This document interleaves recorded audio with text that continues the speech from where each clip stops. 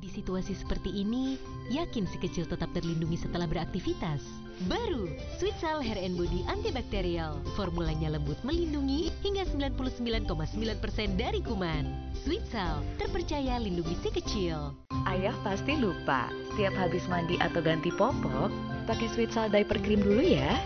Mencegah iritasi ringan yang disebabkan oleh popok. Si kecil jadi bebas aktif sepanjang hari.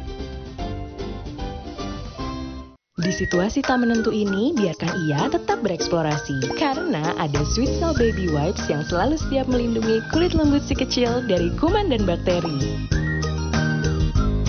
Ibu tak khawatir lagi. Menanti kehadiran buah hati. Selamat datang di obrolan parenting. Apa sih obrolan parenting itu? Obrolan parenting adalah wadah tempatnya berbagi dan menambah wawasan tentang ilmu parenting, keluarga, dan dunia anak. Dilatar belakangi oleh beberapa permasalahan yang terjadi di dalam kehidupan berkeluarga dan dalam pengasuhan anak. Kami berharap obrolan parenting bisa menjadi suatu gerakan dan wadah yang dapat mendampingi para orang tua dalam membina keluarga yang harmonis. Obrolan parenting memiliki kelas online berbasis website dan live streaming yang diadakan setiap 2 minggu sekali. Obrolan parenting memiliki beberapa kelas online berbentuk video dari para pembicara yang berpengalaman di bidangnya dan akan berbagi ilmu untuk mendampingi parents belajar, seperti pola berkomunikasi dengan keluarga, basic family finance, membangun keluarga sesuai sunnah, dan peran PAUD untuk tumbuh kembang anak. Di live stream event, obrolan parenting menghadirkan pembicara yang memiliki pengalaman di bidangnya untuk mendampingi parents semua belajar dan menambah ilmu tentang dunia keluarga dan anak.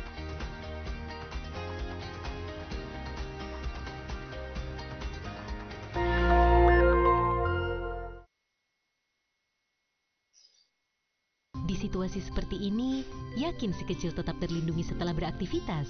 Baru, Sweetsal Hair and Body Antibakterial. Formulanya lembut melindungi hingga 99,9% dari kuman.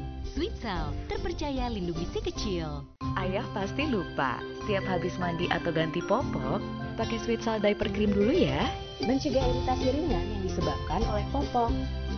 Si kecil jadi bebas aktif sepanjang hari.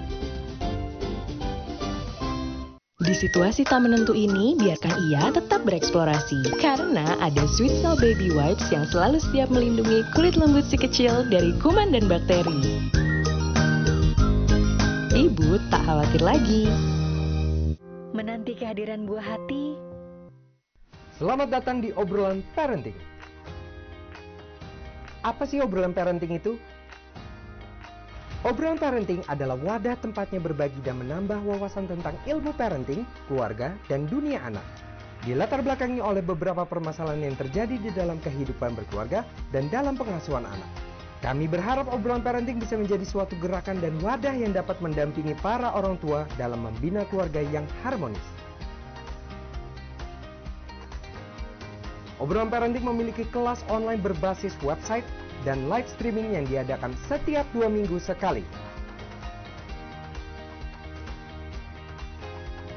Obrolan Parenting memiliki beberapa kelas online berbentuk video dari para pembicara yang berpengalaman di bidangnya dan akan berbagi ilmu untuk mendampingi parents belajar, seperti pola berkomunikasi dengan keluarga,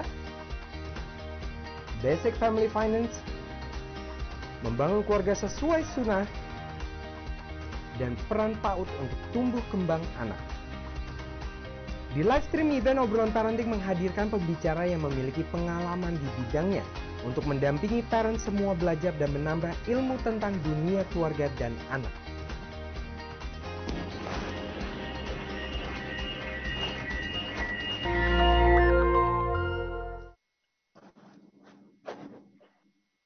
Di situasi seperti ini, yakin si kecil tetap terlindungi setelah beraktivitas?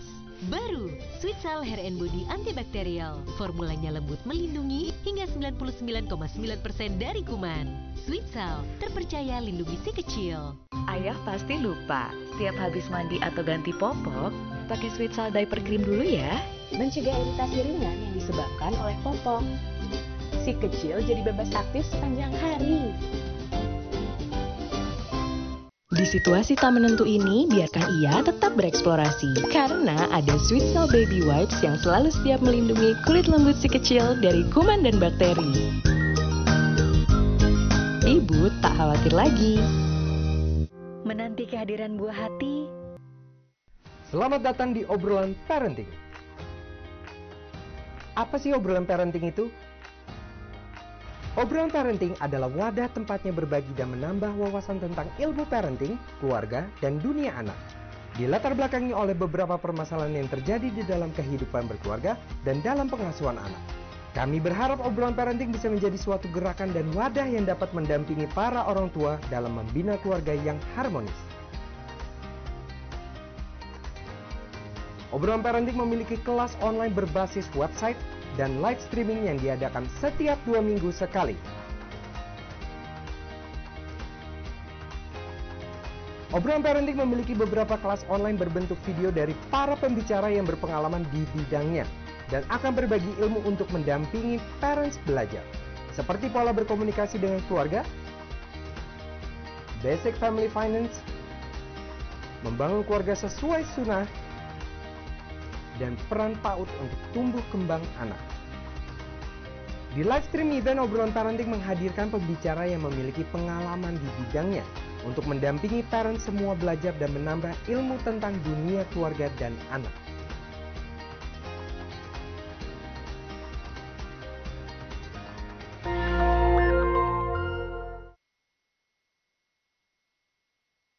Di situasi seperti ini, yakin si kecil tetap terlindungi setelah beraktivitas? Baru, Sweetsal Hair and Body Antibakterial. Formulanya lembut melindungi hingga 99,9% dari kuman. Sweetsal, terpercaya lindungi si kecil. Ayah pasti lupa, setiap habis mandi atau ganti popok, pakai Sweetsal diaper cream dulu ya. Mencegah iritasi ringan yang disebabkan oleh popok. Si kecil jadi bebas aktif sepanjang hari. Di situasi tak menentu ini, biarkan ia tetap bereksplorasi. Karena ada Sweetsal Baby Wipes yang selalu siap melindungi kulit lembut si kecil dari kuman dan bakteri. Ibu tak khawatir lagi. Menanti kehadiran buah hati. Selamat datang di Obrolan Parenting. Apa sih obrolan parenting itu? Obrolan Parenting adalah wadah tempatnya berbagi dan menambah wawasan tentang ilmu parenting, keluarga, dan dunia anak. Dilatar belakangi oleh beberapa permasalahan yang terjadi di dalam kehidupan berkeluarga dan dalam pengasuhan anak.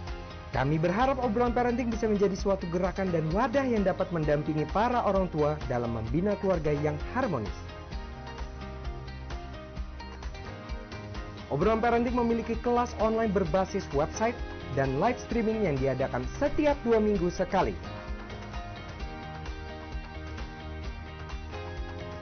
Obrolan Parenting memiliki beberapa kelas online berbentuk video dari para pembicara yang berpengalaman di bidangnya dan akan berbagi ilmu untuk mendampingi parents belajar, seperti pola berkomunikasi dengan keluarga, basic family finance, membangun keluarga sesuai sunnah, dan peran PAUD untuk tumbuh kembang anak. Di live stream event, obrolan parenting menghadirkan pembicara yang memiliki pengalaman di bidangnya untuk mendampingi parent semua belajar dan menambah ilmu tentang dunia keluarga dan anak.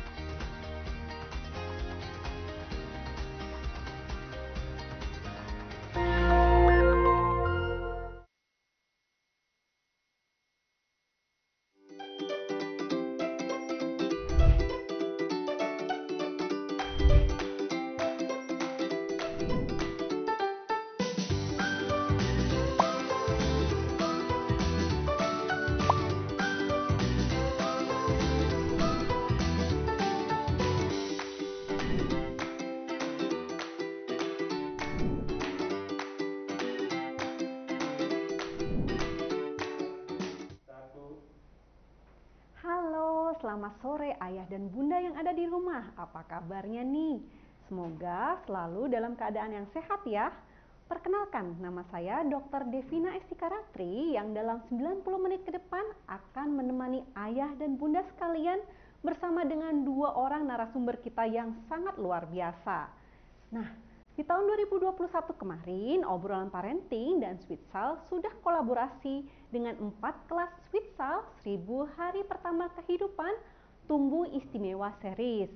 Sekarang di tahun 2022, Sweetsal kembali berkolaborasi bersama dengan obrolan parenting untuk kembali mengadakan Sweetsal 1000 hari pertama kehidupan tumbuh istimewa series. Untuk kelas pertama di tahun 2022 ini, sore hari ini kita akan membahas seputar pentingnya kesehatan fisik bagi si kecil berkebutuhan khusus melalui sensorik, motorik. Kita akan membahas nih seputar fakta maupun mitos pentingnya kesehatan fisik bagi si kecil berkebutuhan khusus. Karena di luaran sana banyak anggapan yang keliru nih ayah dan bunda. Banyak yang terlalu takut untuk mengajak si kecil berkebutuhan khusus melakukan aktivitas fisik karena kita takut mereka akan jatuh, luka, dan mengalami hal-hal yang tidak diinginkan lainnya. Pastinya kalau kita menghindarkan mereka dari kegiatan fisik, mereka akan mengalami resiko untuk terjadinya penyakit metabolik ya, seperti obesitas maupun komplikasi yang bisa terjadi seperti nih, hipertensi, penyakit jantung, dan masalah kesehatan lainnya. Nah, supaya kita tidak terlalu takut, kita akan menguak semuanya di dalam webinar sore hari ini bersama dengan dua narasumber yang luar biasa. Bunda Ratna Ningsih, SPD, Special Needs Trainer of Joy Children's Center Education, dan Kak Dibya Pradipta MA, Founder Adaptive Motion and Fitness Educator for Wellbeing and Special Needs. Devina juga mau mengingatkan kepada ayah bunda di rumah untuk jangan lupa tetap patuhi protokol kesehatan, yaitu 5M. Memakai masker, mencuci tangan, menjaga jarak, menghindari kerumunan, dan mengurangi mobilisasi. Sore hari ini Devina berada di studio Sweetsal dan obrolan parenting, dan kami semua yang di sini telah mengikuti standar protokol kesehatan ya ayah bunda. Kami semua sudah divaksin minimal dosis kedua, memakai masker, dan tentu saja ada pemeriksaan antigen sebelumnya. Ya, Devina mau membacakan tata tertib untuk Sweetsal 1000 hari pertama kehidupan tumbuh istimewa seri sore hari ini. Dimohon ayah bunda untuk tidak menyalakan mikrofon agar tidak mengganggu jalannya acara Zoom pada sore hari ini. Ayah dan bunda diperbolehkan menyalakan kamera dan memasang virtual background yang sebelumnya telah dikirimkan admin melalui WhatsApp group, karena nanti akan ada sesi foto bersama di akhir acara. Untuk tanya jawab, ayah dan bunda diharapkan bertanya melalui kolom chat dengan format nama, _domisili, _nama narasumber, _pertanyaan. Acara webinar Sweetsal dan obrolan parenting 1000 hari pertama kehidupan tumbuh istimewa series pada sore hari ini juga didukung oleh beberapa media partner dan komunitas, yaitu Mother and Beyond Indonesia, Komunitas Keluarga Bonsai, Indonesia Care for Rare Disease atau IC4RD, Sharing Keluarga, Wahana Keluarga Cerebral Palsy WKCP Jogja, Rumah Cerebral Palsy, Joy Children Center, Yayasan Peduli Kasih ABK, Jabodetabek Bikrotia Community, dan Mentari Anakku. Kepada mereka, Sweet Sal dan Obrolan Parenting mengucapkan terima kasih sudah bersedia menjadi pendukung acara Zoominar sore hari ini. Ayah dan bunda jangan lupa berbagi pengalaman mengikuti kelas Sweet Sal 1000 hari pertama kehidupan Tumbuh Istimewa seri sore hari ini, seperti kita sharing ilmu yang didapat, materi yang diberikan oleh narasumber, serta saran maupun feedback dari ayah bunda tentang kelas selanjutnya. Posting ke Instagram story ayah dan bunda sekalian, dan jangan lupa mention @sweetsal_id dan @obrolan parenting ya. Nantinya tim akan memilih 3 sharing pengalaman terbaik mengikuti kelas ini di Instagram story. Testimonial competition ini dibuka hanya hingga besok hari Minggu 13 Maret 2022 pukul 18.00.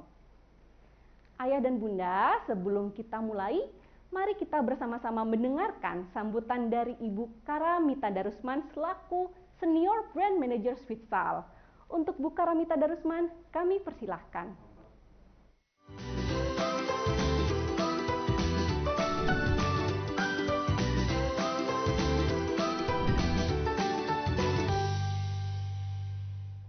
Sore Ayah dan Bunda, semoga dalam keadaan baik ya semuanya. Saya Karda Darusman dari Sweet Sal ingin berterima kasih sudah join acara Sweet Sal bersama Obrolan Parenting sore ini. Sebagai sedikit background, kelas ini adalah rangkaian dari program Sweet Sal 1000 Hari Si Kecil yang merupakan komitmen Sweet Sal untuk mendampingi para orang tua di 1000 hari pertama si kecil, yang kita tahu adalah periode yang sangat krusial bagi tumbuh kembang seorang anak. Di Sweet Sal kami mengangkat 3 pilar utama, yaitu asah, asi, dan asuh, yang kami rasa sangat harus diperhatikan agar kelak anak dapat tumbuh secara optimal.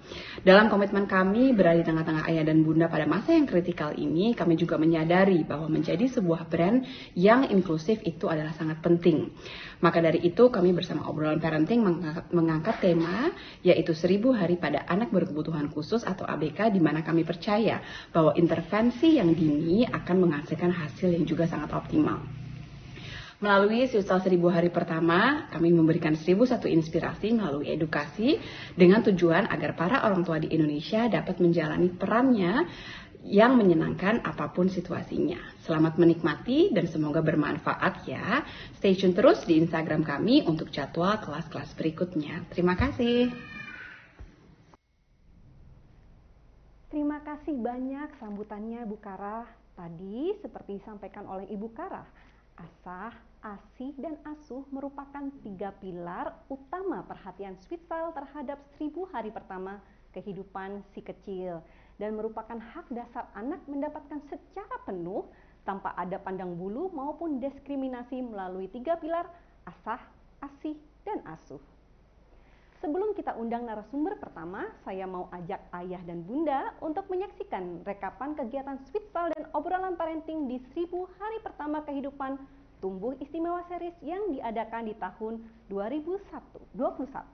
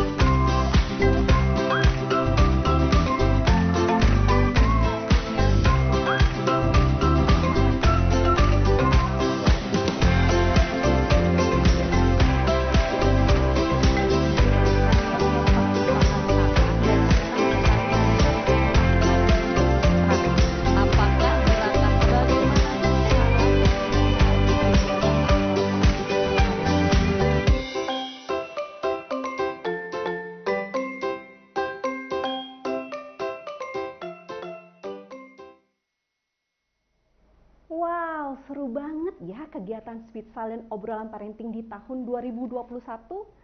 atas antusiasme ayah bunda terhadap 1000 hari pertama kehidupan Tumbuh Istimewa Series 2021 yang sangat luar biasa, Switsal dan Obrolan Parenting mengadakan kembali di tahun 2022 dan didukung oleh Mother and Beyond Indonesia.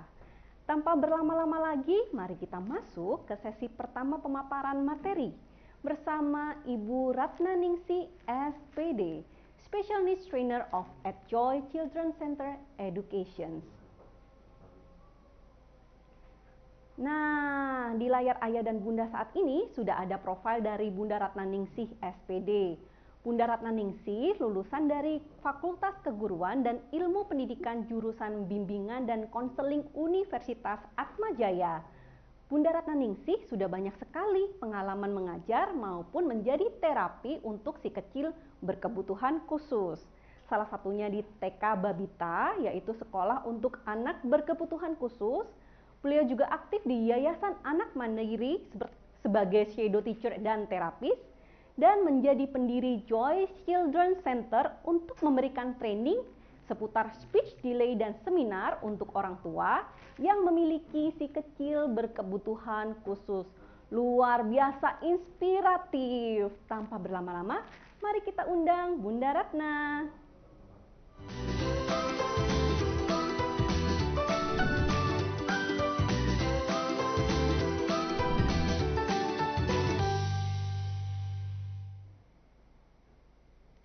Selamat sore Bunda Ratna, apa kabarnya?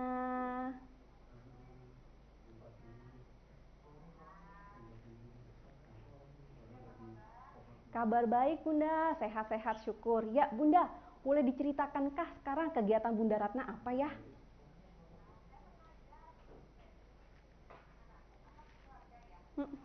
Tua yang anak-anaknya speech delay, terus juga kasih konsultasi juga ke mereka sih kalau mereka lagi mengalami kesulitan gitu kan dalam prakteknya sehari-hari. Nah, biasanya mereka konsultasi sama saya, ya saya kasih bantuan sih, peneguhan gitu kan. Kadang-kadang, oh iya Bu, ini anaknya tuh beginiin gitu. Luar biasa sekali. Nah, untuk ayah bunda di rumah, apabila ada hal yang ingin ditanyakan kepada Bunda Ratna, silahkan bertanya melalui tombol chat yang ada di bawah dan bertanya dengan format nama underscore domisili underscore Bunda Ratna atau Ibu Ratna underscore pertanyaan ayah bunda. Sekali lagi, apabila ingin bertanya, silahkan tekan tombol chat yang ada di bawah lalu bertanya dengan format nama underscore domisili underscore Ibu Ratna underscore pertanyaan dari ayah bunda sekalian. Baik ayah bunda, kita langsung dengarkan yuk pemaparan materi dari Bunda Ratna yang akan membahas tentang pentingnya sensorik motorik bagi kesehatan fisik si kecil berkebutuhan khusus. Silakan Bunda Ratna. Kasih. Baik, sore ini saya akan bahas tentang sensori motorik. Namun yang dilihat mungkin ya untuk anak-anak secara umum ya, gambaran anak secara umumnya. Kalau ditanya alasannya kenapa Bu gitu, ini penting gitu. Pentingnya kenapa?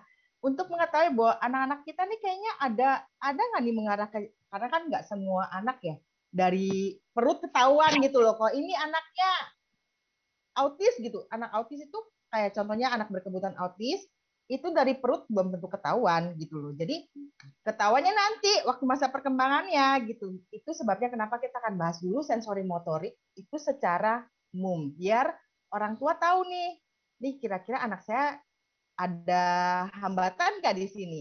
Karena di situ adalah cara orang tua untuk bisa kasih assessment sederhana tentang anaknya nih. Kalau misalnya ini kayaknya ada sesuatu perkembangan yang terlewatkan di sini. Jangan-jangan, nah ini jadi tanda awal ya. Jangan-jangan ada sesuatu dengan anak saya. Seperti itu yang kita perlu waspadai dan mungkin perlu kita bawa konsultasi ke dokter atau ke psikolog seperti itu. Oke, kita mulai ya. Next. Oke, perkembangan sensori motorik biasanya bisa dilihat dimulai dari anak usia 0 sampai 2 tahun. Dan ini merupakan tahapan pertama dalam perkembangan kognitif anak. Anak merupakan pembelajar alami. Jadi dasarnya itu anak itu pembelajar alami dan belajar memahami dunia itu berdasarkan pengalaman-pengalaman dia dari panca indera, penglihatan, pendengaran, sensorinya gitu kan. dari apa penciumannya dia, terus juga dari motoriknya dia, seperti itu. Next. Nah, ada 6 tahapan pada sensorik motorik pada umumnya, oke? Dan silakan dicek gitu, anak-anak ibu dan bapak. Nih, ada nggak nih tahapan yang kurang di sini nih? Ada nggak yang kira-kira kayaknya si kecil belum bisa nih tahapan ini? Nah, coba dilihat ya, dicek. Jadi pertama, tahapan refleks sederhana usia 0 sampai 1 bulan. Nah, biasanya anak-anak itu udah mulai bisa, yang bayi ya, baru lahir udah bisa tuh secara spontan dia ngisep jempolnya gitu kan. Terus apa?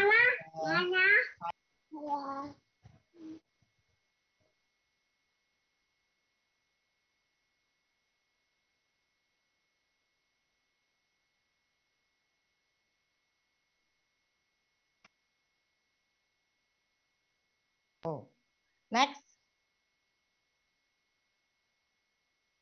Reaksi sirkuler primer. Ini bisa dilihat dari usia 1 sampai 4 bulan. Pada tahapan ini, biasanya anak sudah mulai aktif untuk menggunakan anggota tubuhnya, seperti tangan, kaki, mulut, dan membuat sebuah perilaku yang berulang-ulang. Semua perilaku ini dilakukan sebenarnya secara nggak sengaja, karena dia nyoba-nyoba gitu kan. Dan pada usia ini kita bisa lihat juga perilaku ini. Contohnya nih, dari si mulut si kecil gitu kan ya, kadang-kadang mereka sudah mulai tuh main ludah. Main ludah terus kadang-kadang ada orang tua bilang kalau anaknya main ludah, orang tua siap-siap tuh rambutnya rontok misalnya mama ya gitu ya. Jadi anaknya mulai main ludah. Kadang-kadang kalau dia lihat misalnya kalau di rumah saya kan ada kakak nih. Kebetulan si kecil saya masih punya anak usia 1 tahun sekarang gitu kan. Nah waktu usia 2 bulan, anak saya lihat kakaknya teriak-teriak gitu kan. Nah, si kecil mulai bisa niru gitu. Dia mulai bisa niru gerakan apa suara kakaknya teriak juga, ikutan teriak. Seperti itu contohnya, oke? Nah, coba dilihat gimana tahapan perkembangan anak-anak kalian, Bapak dan Ibu sekalian waktu masa seperti ini. Kalau misalnya ternyata si kecil pada usia 1 sampai 4 tahun masih belum bisa nih main ludah misalnya. Nah, ini sebenarnya tahapan yang penting, walaupun kelihatannya sederhana, tapi ini penting gitu kan. Nah, ini perlu diwaspadai sebenarnya. Dan perlu distimulasi, sudah mulai perlu distimulasi sebenarnya, seperti itu. Cuma kadang kita nggak nge sih. Next ya. Selanjutnya adalah reaksi sirkuler sekunder. Ini ada di usia 4-8 bulan. Jadi pada tahapan ini anak sudah bisa mengulang kegiatan yang melibatkan anggota tubuhnya, benda-benda gitu kan. Contohnya kalau misalnya Bapak dan Ibu di atas tempat tidur si bayi gitu kan ada mainan yang muter-muter gitu kan, ada lagunya gitu. Terus anaknya pengen meraih-raih, pengen pegang-pegang. Nah, seperti itu contohnya kayak gitu kan. Kalau dia udah mulai bisa apa? Nyesot-nyesot pakai perutnya gitu kan. Apa kita bilangnya ya? Belum merangkak. Itu apa? Merayap gitu kan pakai perutnya. Nah, dia udah biasanya udah mau tuh ngeraih mainannya yang bebek-bebekan, yang mobil-mobilan, seperti itu. Nah, jadi biasanya dia udah mulai bisa tunjukin ketawanya, senengnya ketika kita main ciluk bah sama dia udah bisa ketawa tuh gitu. Nah, ini reaksi sirkuler sekunder. Ini coba dilihat, biasanya kayak anak-anak kayak autisme kayak gitu. Nah, itu dari bayi biasanya udah kelihatan tuh gitu loh. Nah, kalau anak-anak speech delay itu belum tentu gitu. Bisa aja mereka baik-baik aja pada masa perkembangan seperti ini gitu. Lanjut. Nah, coordination of reaction itu usia 8 sampai 12 bulan. Nah, pada bayi di usia ini 8 sampai 12 bulan, biasanya mereka sudah bisa menggabungkan kemampuan mereka yang mereka pelajari secara refleks untuk meraih tujuan mereka. Selain itu, anak akan lebih sering mengeksplorasi lingkungan sekitar mereka. Terus lebih sering meniru perilaku ibunya atau orang-orang di sekitarnya. Jadi udah bisa ini ya, udah bisa menirukan gitu loh. Lalu juga sebagai contohnya ya, pada usia ini bayi sudah bisa merangkak untuk meraih mainan yang diinginkan. Jadi udah bisa merangkak gitu. Nah, anak juga berespon dengan mengeluarkan suara ketika mendengar ibunya berbicara. Jadi babblingnya udah mulai ada. Nah, biasanya pada anak-anak speech delay, kadang-kadang babblingnya mereka masih terbatas. Ini saya alami sendiri sama anak saya yang pertama gitu. Jadi usia 6 bulan, usia 8 bulan itu babblingnya masih sedikit. Cuma waktu itu karena mamanya belum ngerti, saya belum ngerti gitu loh. Wah, saya belum belajar banyak. Bahwa ini ternyata sebenarnya bisa stimulasi nih, ngajarin babblingnya harusnya bisa ngomong lebih banyak, babblingnya bisa lebih banyak lagi saya ajarin gitu kan. Dengan saya bales babbling lagi sebenarnya biar anak bisa tiru gitu kan. Nah, ini terlewatkan oleh saya waktu itu tahapan itu. Jadi sebenarnya ABK itu udah bisa kelihatan tuh ciri-ciri anak yang bakal mengalami keterlambatan itu dari saat sensi motorik ini udah bisa kelihatan. Cuma kadang-kadang kita nggak ngeh gitu loh. Kalau misalnya kayak anaknya punya masalah delay gitu kan, delay grow kita sebutnya juga. Itu biasanya kalau misalnya usia 9 bulan, anak-anak yang lain mungkin udah mulai titah-titah jalan gitu kan. Anak-anak di Legro mungkin masih belum gitu loh. Saat usia 6 bulan anak-anak udah mulai belajar tengkurap gitu kan. Di Legro mungkin masih belum gitu. Jadi itu udah kelihatan, sebenarnya udah mulai kelihatan ciri-ciri ciri-cirinya pada saat masa sensorik motorik ini gitu. Cuma memang kadang kita orang tua nggak ngeh gitu loh, kok ini udah ada masalahnya sebenarnya kalau udah ketahuan, kita udah ngeh, kita udah bisa lakukan deteksi dini dan kita udah bisa konsultasi sebenarnya sama dokter atau psikolog anak. Lanjut ya. Selanjutnya tertiary circular reaction itu di usia 12 sampai 18 bulan. Pada usia ini biasanya anak akan lebih banyak melakukan eksplorasi pada lingkungannya dan belajar lebih banyak melalui koordinasi motor. Merencanakan dan bereksperimen, anak juga mampu menyelesaikan tugas sederhana, contohnya seperti kalau disuruh nih, angkat tangan deh, angkat tangan, angkat kaki deh, angkat kaki, gitu kan.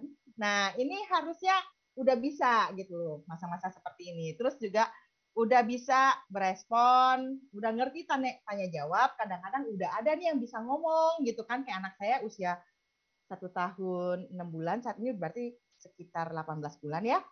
Nah, kemarin tuh udah bisa ngomong sama saya, wawat, wawat, seperti itu. Wawat-wawat yang maksudnya dia pesawat, seperti itu gitu kan. Terus udah bisa ngomong mama gitu. Nah, biasanya di anak-anak speech delay, di sini tuh udah mulai kelihatan ada perbedaan.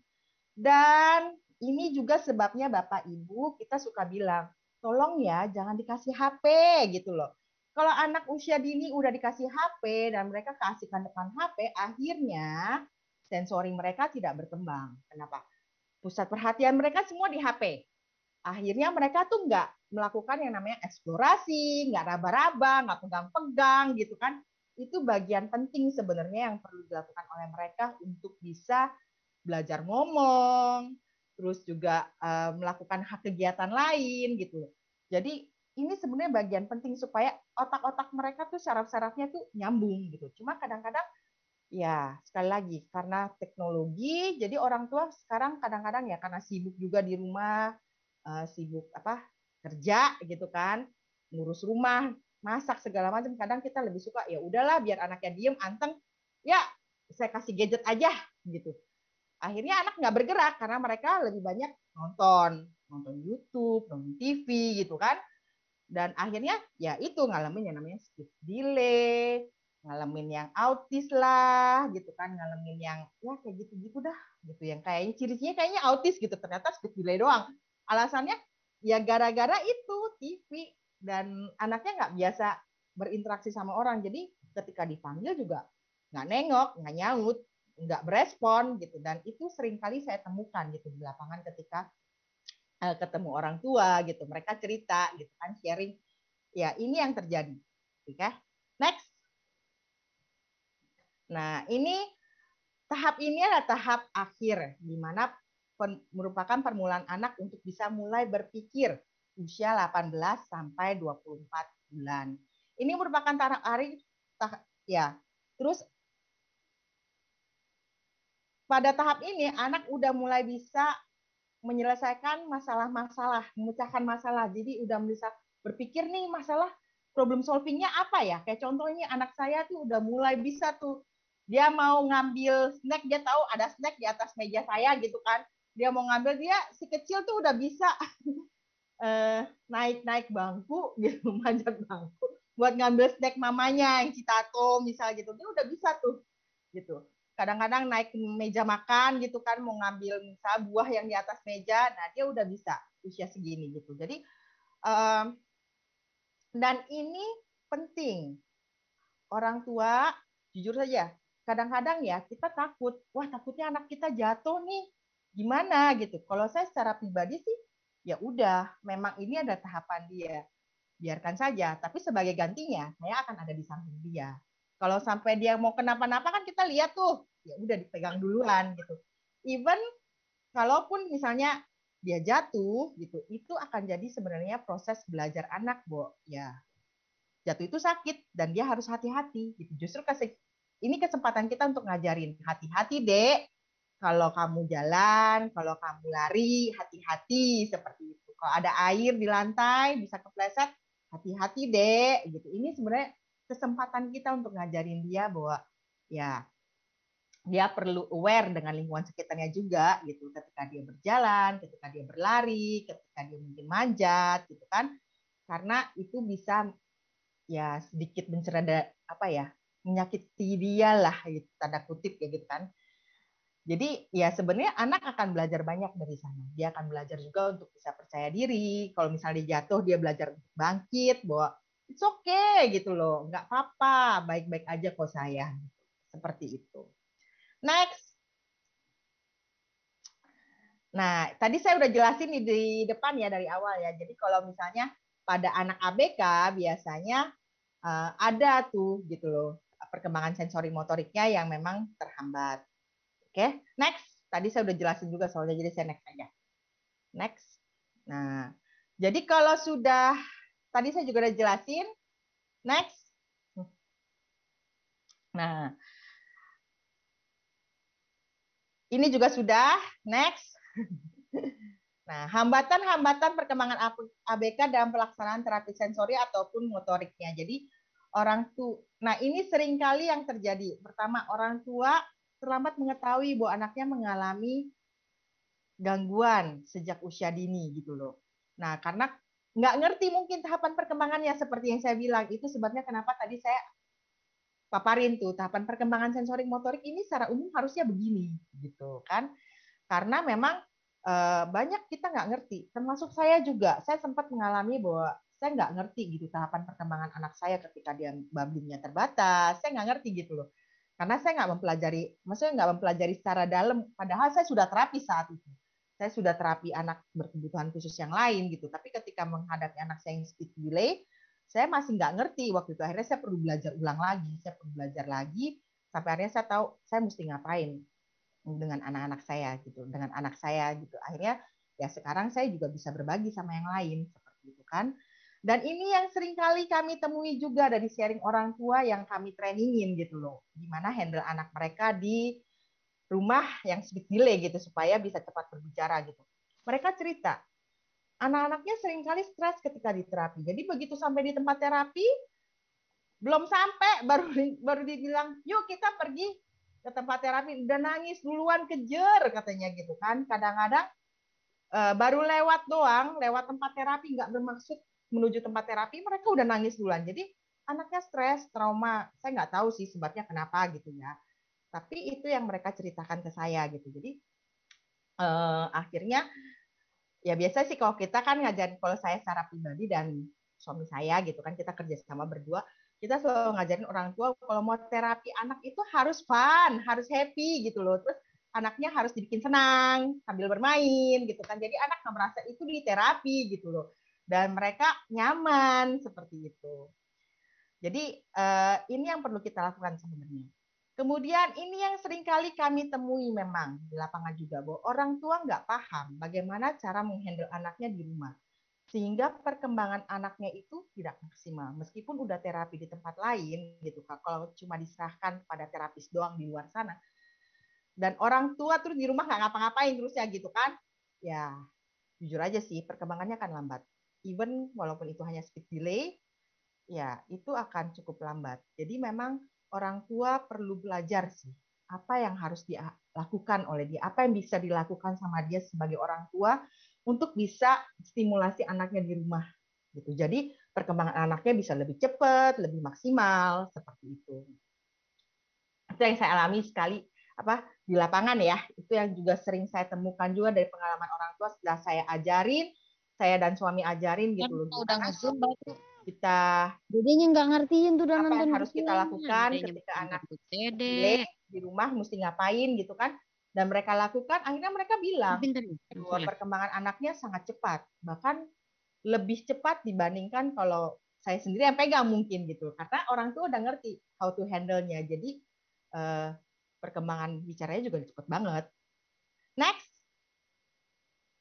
Nah, ini macam-macam terapi untuk anak ABK. Ada sensori, okupasi, behavior, bicara, bermain.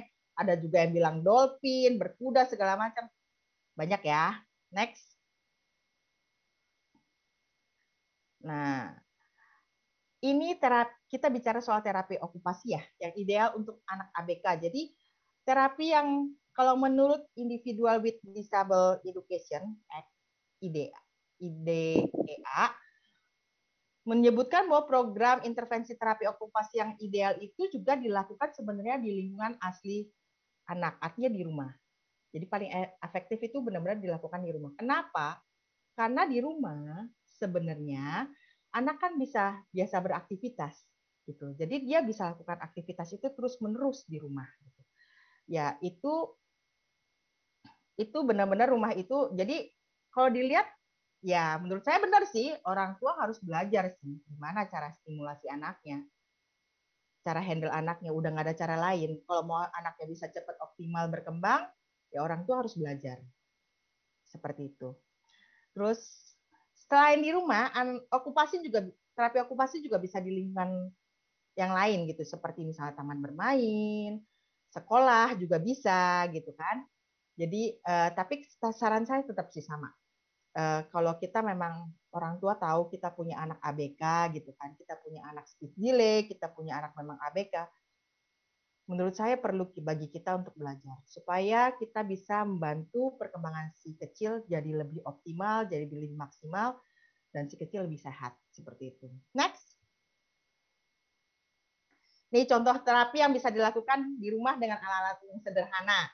Bisa pakai jelly, kalau untuk terapi sensori integrasi ya, pakai jelly, makanan jelly gitu kan, nggak usah pakai gula, bikin aja gitu. Terus taruh mainannya, misalnya mainan mobil-mobilan di jelly, terus dibiarkan beku, abis itu ajak anak untuk, ayo kita lu gali nih harta karun yang ada di jelly ini, mainan kamu ayo digali.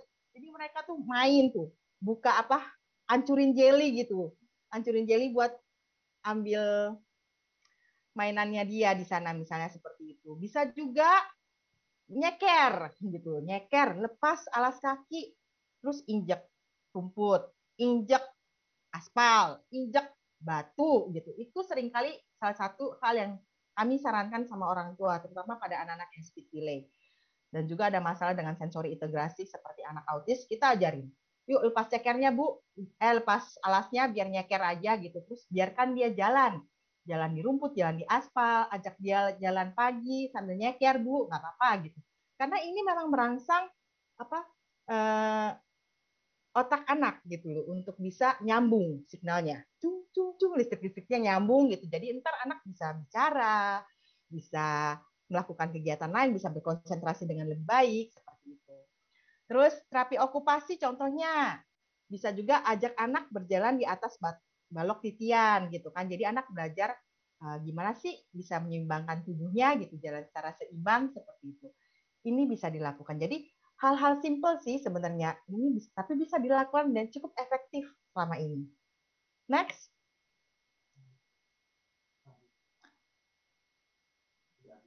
Oke, ini udah terakhir ternyata slide-nya ya. Saya mengucapkan terima kasih. Terima kasih sudah mau mendengarkan seminar hari ini dan sudah meluangkan waktunya.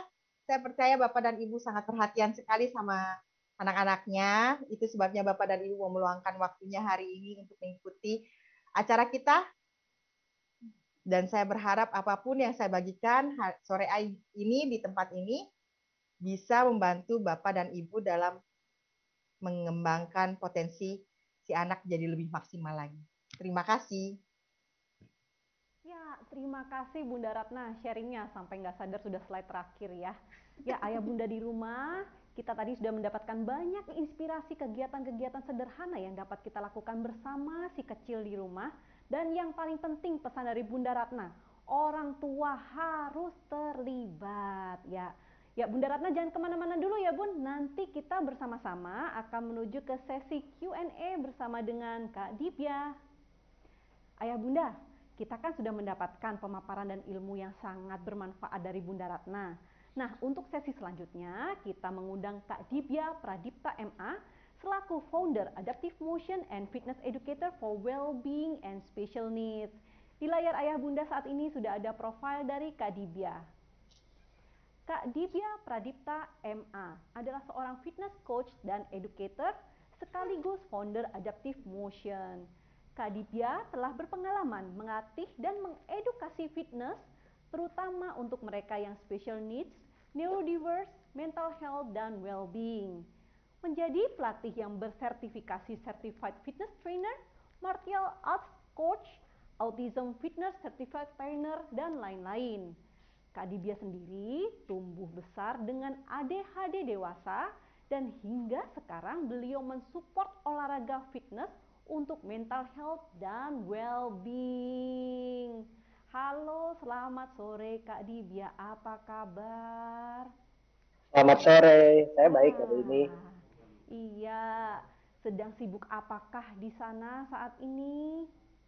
Sekarang saya sibuk, sekarang lagi sibuk mengedukasi. Jadi kalau sehari-hari saya pun kesibukannya mengajar, melatih anak-anak yang usianya sekitar dari 6-7 tahun hingga dewasa yang berkebutuhan khusus. Selain itu juga saya juga memberikan workshop edukasi seperti ini. Juga saya banyak berkomunikasi, berdiskusi dengan berbagai macam partner saya, baik itu yang orang tua maupun itu psikolog dan terapis ya, untuk mendiskusikan supaya bisa lebih membantu anak-anak yang berkebutuhan khusus. Gitu. Luar biasa sekali. Nah, ayah bunda, jangan lupa ya, jika ingin bertanya dengan Kak Dibya, silahkan tekan tombol chat yang ada di bawah dengan format nama, _domisili, _Kak Dibya, pertanyaan ayah bunda sekalian. Ya ayah bunda, yuk langsung kita dengarkan paparan materi dari Kak Dibya yang akan membahas tentang pentingnya latihan olahraga bagi kesehatan fisik si kecil berkebutuhan khusus. Silahkan Kak Dibya, paparkan materinya. Terima kasih.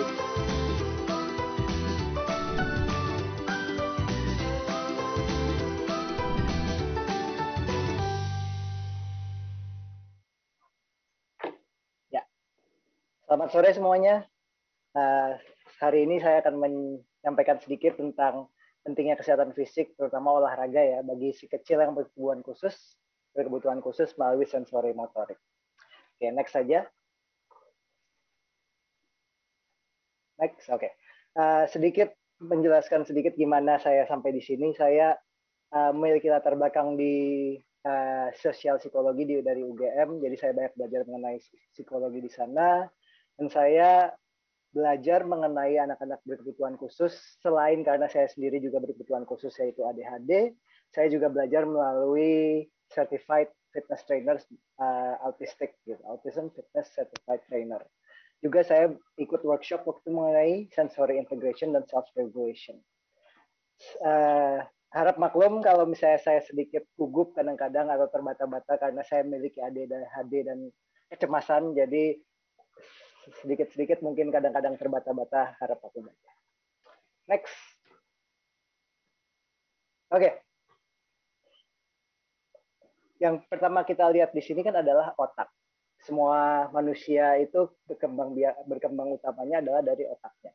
Kalau kita lihat dari sisi otak itu fungsinya untuk apa sih? Otak itu fungsinya untuk mengatur sisi perilaku, sisi kognitif, sisi emosi, dan sisi fisiknya. Nah, gimana sih itu gimana sih? Kalau misalnya kita lihat dari sisi perilaku, kita melihatnya seorang anak atau seorang individu itu dilihat dari sisi kemampuan dia bersosialisasi, berkomunikasi, dan beradaptasi dengan lingkungannya. Lalu, jika kita lihat dari sisi kognitif, kita bisa lihat bagaimana seorang anak itu bisa mempertahankan atensi dan fokusnya, memproses suatu informasi seperti belajar di sekolah, dan menyampaikan informasi yang dia ingin sampaikan atau yang telah dia proses.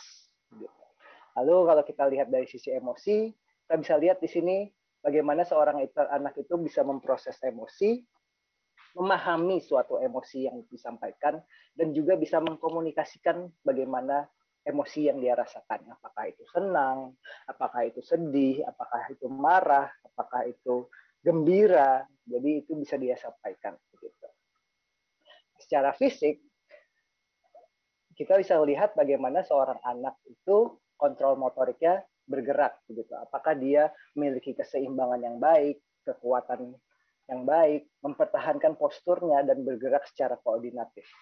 Kalau dilihat kotak-kotak ini kan terlihatnya seperti terpisah ya. Sebenarnya semua aspek ini dari otak, yaitu perilaku, kognitif, emosi, dan fisik, ini semua berhubungan. Jadi kita tidak bisa memisahkan, oh dia kurang pinter, harus dibuat les kognitif. Enggak, tapi semua ini berhubungan bahwa setiap kita melatih sesuatu, belajar sesuatu, pasti akan ada aspek perilaku, aspek kognitifnya, aspek emosinya, dan juga aspek fisiknya. Karena kita berhubungan semua itu semua di dalam otak. Begitu. Next ya. Oke. Nah, karena saya di sini sebagai fitness trainer untuk special needs, untuk yang berkebutuhan khusus, saya menyampaikannya dari sisi olahraga. Nah, kalau tadi kan udah disampaikan ya oleh Dr. Devina di awal bahwa gimana sih, kenapa sih penting individu berkebutuhan khusus atau anak berkebutuhan khusus itu berolahraga. Tujuannya ya ini, supaya menjadi sehat, mencegah penyakit dan obesitas, penyakit degeneratif, meningkatkan imunitas tubuh. Juga ketika berolahraga itu meningkatkan hormon-hormon bahagia, karena itu bisa membuat mood dia menjadi lebih baik. Begitu.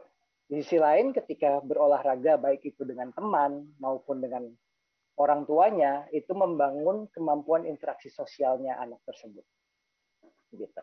Nah, di sisi lain, karena saya sebagai pelatih fitness, fokus utama saya adalah meningkatkan kekuatan dan daya tahan tubuh beserta otaknya. Ingat bahwa daya tahan tubuh dan otak itu tidak terpisahkan.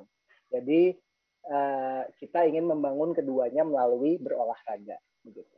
Jadi, kita juga melatih otak tersebut dengan berolahraga melalui melatih sensorinya, fokusnya, dan koordinasinya serta keseimbangannya secara bersamaan ketika berolahraga. Begitu. Oke, next.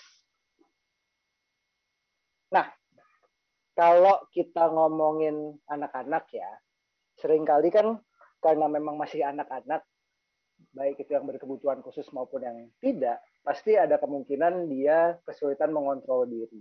Jadi mungkin tantrum, mungkin marah-marah, tiba-tiba nangis, atau tiba-tiba diem, pasif, cemberut, begitu. Nah, kalau dari perspektif kemampuan fisik, salah satu yang menyebabkan itu adalah karena dia tidak bisa mengatur rasa yang ada di dalam dia, begitu. Mengatur regulasi rasa yang ada di dalam dia. Nah, kalau saya sebagai pelatih fitness ingin membangun bagaimana dia bisa semakin kuat dan tahan terhadap hal-hal yang dia rasakan. Gitu. Jadi, yang ingin saya bangun ketika berolahraga itu adalah membangun otot-otot yang kuat, tubuh yang kuat. Ketika otot inti dan tubuhnya kuat, tantrum, cemas, pasif, sulit belajar, sulit tenang, itu bisa kita hadapi. Begitu. Jadi, diharapkan dengan berolahraga, anak akan meningkatkan kekuatan otot tubuhnya, lalu membangun daya tahan tubuhnya, sehingga dia lebih siap untuk beraktivitas. Jadi aktivitasnya itu apa aja sih?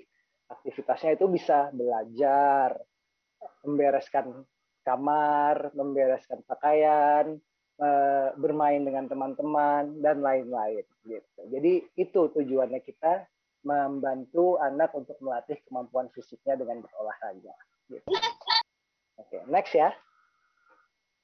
Nah, tadi kan udah dijelasin ya sama Bu Ratna mengenai sensori integrasi, mengenai sensori. Nah, kalau kita lihat di sini nih, sensori itu apa aja sih? Kalau dulu kita di sekolah kan belajar tentang panca indera. ada penciuman, ada pendengaran. Nah, di sini kita lihat juga nih, kalau yang paling depan ini ada penciuman, pendengaran, penglihatan, ada tactile atau sentuhan. Lalu ada indera perasa, ada indera keseimbangan, propriosepsi, yaitu bergerak, koordinasi, dan interocepsi. Gitu. Nah, kenapa semua hal ini penting?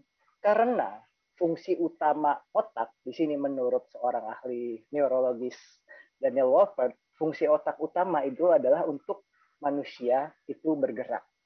Begitu. Bergerak itu kenapa sih?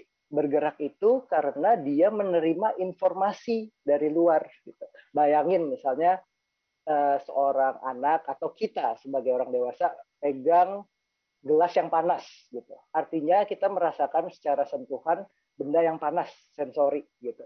Terus masuk ke otak kita, wah panas. Jadi kita menghindari benda yang panas tersebut. Begitu. Itu adalah informasi sensori. Begitu. Kalau misalnya kita mendengarkan, terus ternyata suaranya itu terlalu keras atau mengganggu. Nah, itu banyak tuh anak-anak yang kayak gitu merasa tiba-tiba tantrum atau nangis, kita nggak tahu kenapa, mungkin sebenarnya dia terganggu oleh suara, oleh bau-bauan, oleh suatu cahaya, warna yang membuat dia terganggu sehingga dia nggak bisa ngontrol emosinya, nggak bisa ngontrol perilakunya, sehingga jadinya tantrum tadi gitu.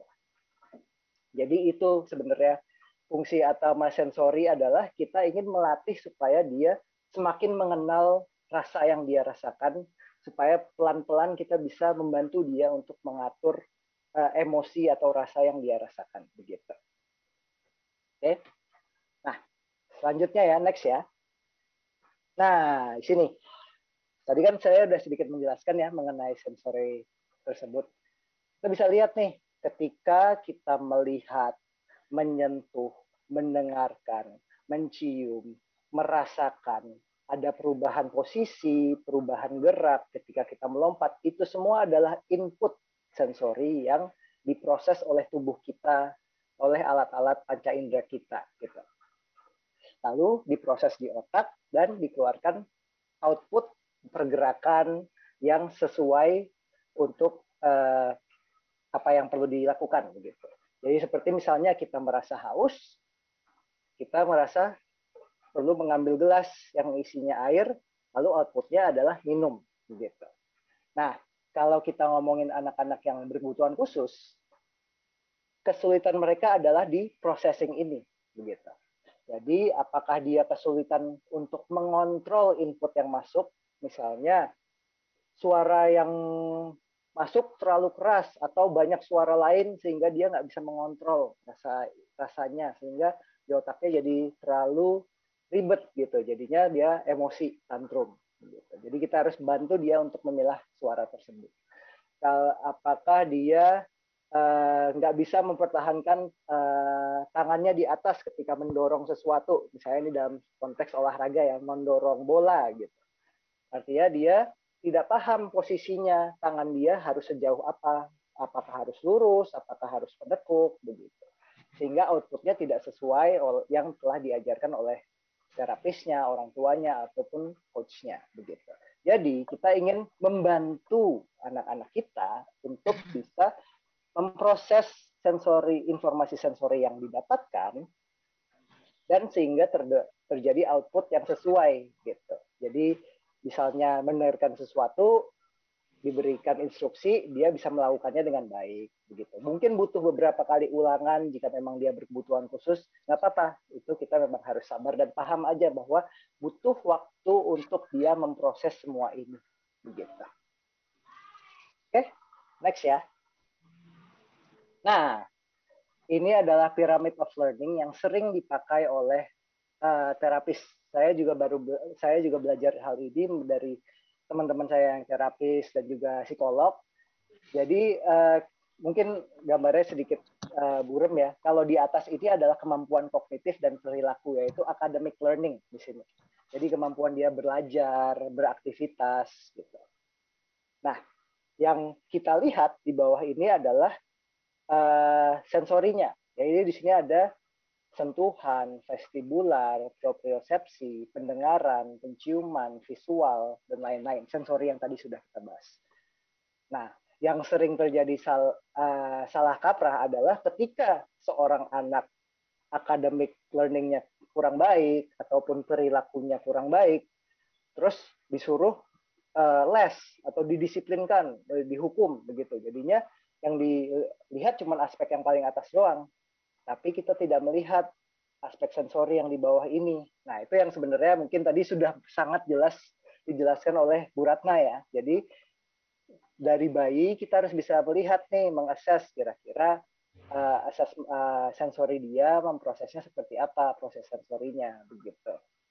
Nah, kalau saya sebagai pelatih yang umumnya melatih anak-anak yang berkebutuhan khusus atau individu dewasa juga, itu saya ingin melihat 3 hal ini nih, yaitu atensi, keseimbangan, dan koordinasi. Jadi semua ini berhubungan dengan kemampuan fisiknya.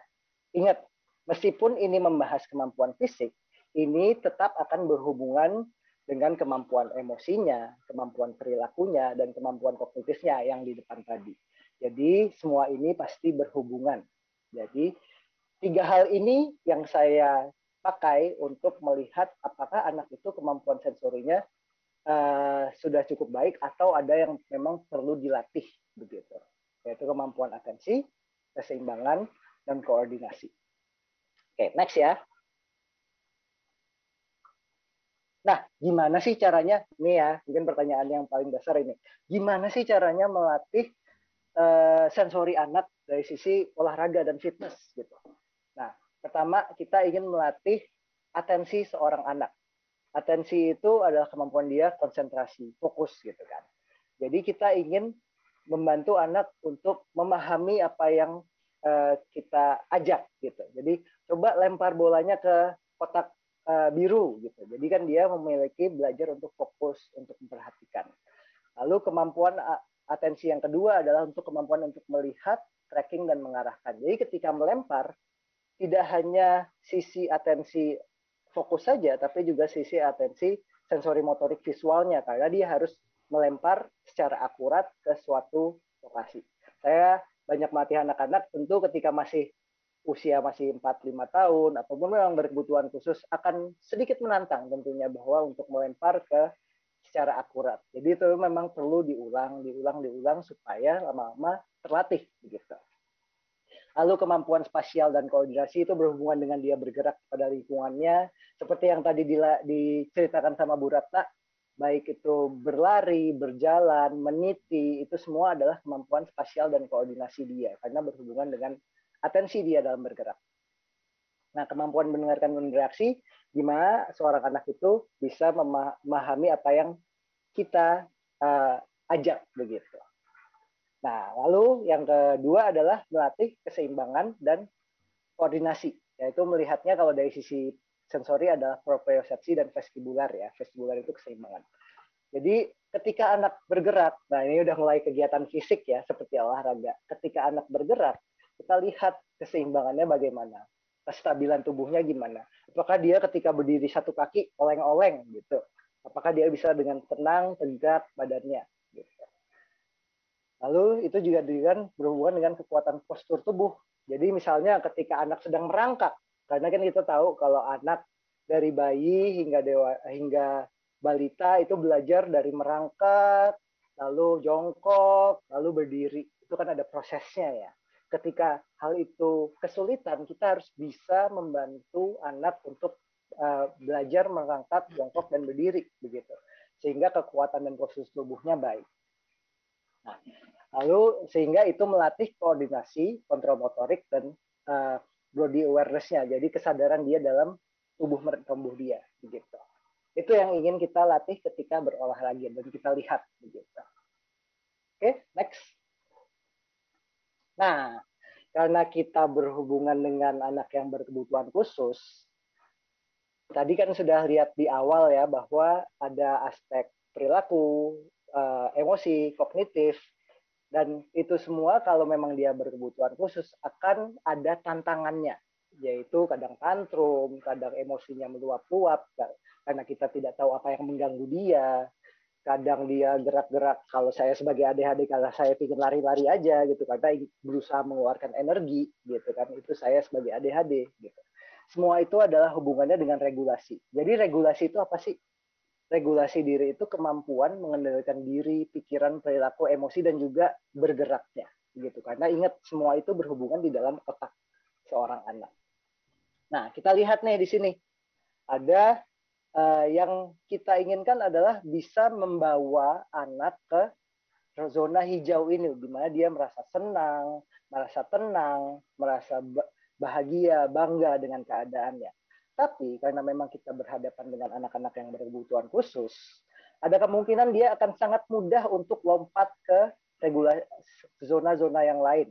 Kadang-kadang dia sangat mudah untuk cemas, mudah untuk marah, mudah untuk tantrum. Di sisi lain bisa juga dia kadang mudah untuk ke sisi yang biru ini, sedih, jadi pendiam, merasa capek, begitu. Jadi sebab kita dengan berolahraga yang kita inginkan adalah membangun supaya dia bisa meregulasi ini. Contohnya, misalnya dia kita ajak melempar boneka ke atas, ke langit, lalu tangkap lagi. Apakah dia bisa melakukan itu misalnya sebanyak 10 kali gitu, sambil main aja gitu. Tapi ternyata baru 5 kali udah males-malesan, udah capek gitu. Oh, berarti dia kemampuan regulasinya masih perlu dilatih lagi gitu. Ini kan sebenarnya kalau misalnya mungkin anak yang umum, dia gampang bagi mereka. Tapi kalau memang anak yang berkebutuhan khusus atau memiliki tantangan, perlu dilatih, diulang dengan sabar, diajak bermain sehingga bisa pelan-pelan membawa kemampuannya untuk meregulasi. Gitu. Nah, caranya gimana sih? Buat olahraganya itu menyenangkan. Kedua, memberi jadwal dalam berolahraga. Ketiga, mencari tahu seberapa sulit gerakan tersebut. Jadi bisa ditanya, gerakan tadi menurut kamu sulit atau gampang? Jadi dia tahu bahwa dia bisa mengukur sendiri gitu. Apakah gerakan itu sulit atau gampang bagi dia? Jika diulang, apakah lama-lama bisa menjadi lebih gampang? Karena kita ingin melihat progresinya. Gitu. Lalu mencari gerakan yang disukai.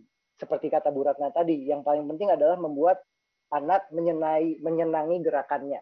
Jadi kalau ada gerakan yang dia sukai, kita bisa menggunakan gerakan yang dia sukai itu sebagai reward gitu atau imbalan. Oke, sebelum kita melakukan gerakan yang sulit, sebelum kita melakukan gerakan yang kamu sukai, kita melakukan gerakan yang sulit dulu yuk sebentar, baru kita melakukan gerakan yang kamu sukai kayak gitu. Jadi ingat, karena kita berhadapan dengan anak-anak yang memang kemampuan regulasinya naik turun, kita harus sabar gitu, bahwa kemampuan dan daya tangkap dan daya tahannya itu memang butuh proses. Jadi bersabarlah dan berbicara dengan tenang. Kita tidak ingin menghukum dia karena dia tidak bisa, tapi kita bantu dia memproses apa yang dia rasakan sehingga dia bisa lama-lama meregulasi dirinya. Gitu. Oke, next ya. Nah, gerakan-gerakannya apa aja sih? Nah, ini saya ambil dari fundamental atau gerakan dasar dari movement gitu. Sebenarnya mirip dengan apa yang dilakukan oleh Bu Ratna tadi dan juga dari occupational therapist biasanya menggunakan ini. Yaitu yang ingin kita lihat dan kita latih adalah kemampuan dia lokomotor, yaitu berpindah dari satu titik ke titik lain, dari titik A ke titik B, dan juga kemampuan dia mengontrol suatu objek. Itu bisa berupa bola, pulpen, mainan, dan lain-lain. Gitu. Nah, kalau lokomotor itu apa aja sih? Paling simpel adalah merangkak, jongkok, berjalan, ya kan? Itu dia berpindah dari satu titik ke titik lain, dari bayi, balita hingga remaja. Gitu. Lalu dia berjalan, meniti, berlari. Jadi, yuk kita lari dari sini ke situ. Siapa yang sampai duluan? Itu juga melatih dia dalam kontrol motorik. Gitu. Lalu melompat, maju, mundur, ke samping. Gitu. Lalu merangkak. Nanti kita akan ada beberapa foto mengenai gerakan merangkaknya itu kira-kira apa aja. Misalnya kita berhadapan dengan anak-anak yang memang sudah bisa merangkak atau seperti binatang. Misalnya yang usianya 7 sampai 15 tahun gitu. Karena dia sudah bisa memiliki kekuatan. Gitu. Nah, kalau objek kontrol, nah ini lebih bermain nih, ada melempar, menangkap, memantulkan, memukul objek, menendang bola, menarik, mendorong. Salah satu yang saya biasa lakukan kalau misalnya anak-anaknya masih kecil, misalnya 5-6 tahun gitu, saya lempar boneka aja, lempar ke atas, lempar ke depan, lempar ke belakang, lempar tangkap gitu. Karena itu akan melatih kemampuan sensori dia secara visual, atensi dia, juga kekuatan dia dalam melempar dan menangkap. Begitu. Kalau misalnya sudah bisa dengan boneka, kita bisa dengan bola tenis. Karena ketika bolanya dipantulkan akan lebih sulit ditangkap. Begitu. Jadi butuh konsentrasi yang lebih ketika bola memantul. Misalnya kayak gitu. Dipantulkan ke tembok, dipantulkan ke lantai, kayak gitu. Oke. Makanya olahraga seperti sepak bola, basket, kasti itu juga akan membantu. Gitu. Oke, next ya. Nah, gerakan-gerakan apa aja sih yang bisa kita latih?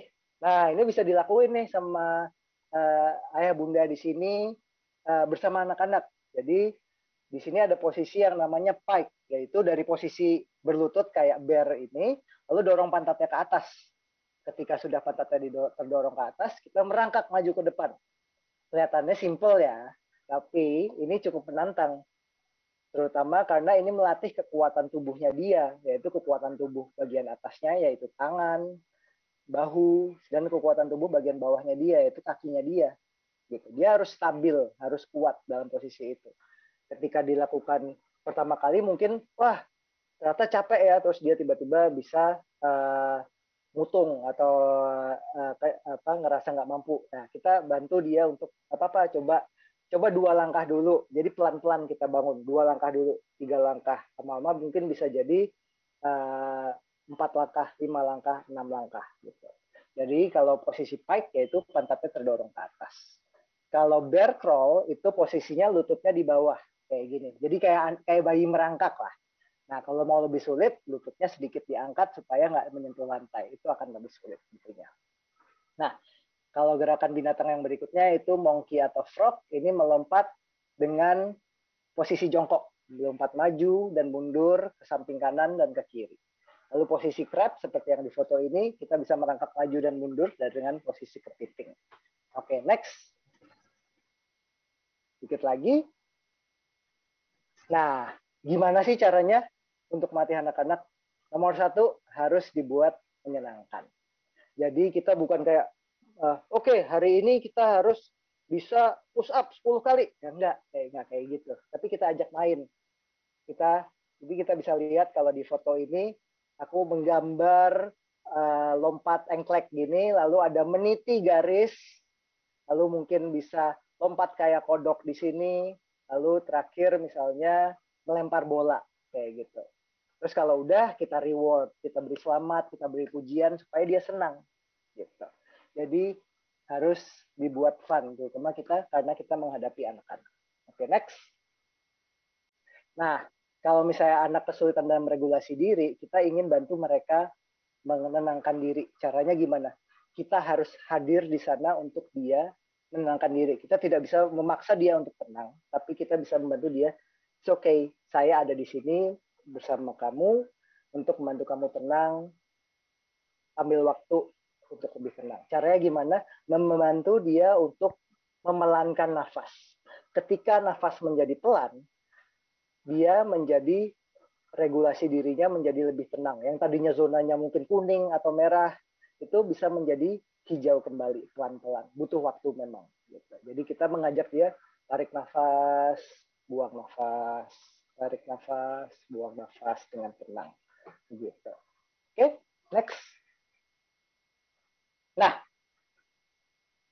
yang paling penting ketika berolahraga adalah untuk membuatnya menjadi menyenangkan, tetap aman. Jadi kita harus tahu kira-kira anak usia segini bisa melakukan apa aja dan gerakan apa aja yang kira-kira kalau misalnya terlalu eksplosif bisa berbahaya. Jadi gerakannya mungkin bisa lompatnya kecil dulu kayak gitu. Jadi aman. Kedua, adaptif. Jadi ketika anak memang kadang-kadang lagi sedih, lagi tantrum atau lagi berada di zona kuning atau merah tadi, ya kita harus bisa adaptasi untuk memahami posisi dia, bahwa kita nggak bisa memaksa dia untuk tenang, tapi kita bisa membantu dia untuk pelan-pelan menjadi lebih tenang dan berada di zona yang lebih tenang, di zona hijau tadi. Nah, peran kita di sini, saya terapis, coach adalah di bawah sini. Sedangkan yang paling penting adalah peran orang tua. Jadi tidak bisa mungkiri bahwa nomor 1 adalah peran orang tua di sini untuk bisa membantu anaknya. Jadi butuh komunikasi antara anak dan orang tua, dan juga orang tua dengan guru, terapis, dan coach yang mereka kerjasama. Gitu. Next. Nah, sedikit info, tolong follow beberapa Instagram ini karena saya sendiri melihat Instagram ini dari para occupational therapist untuk ide saya melatih.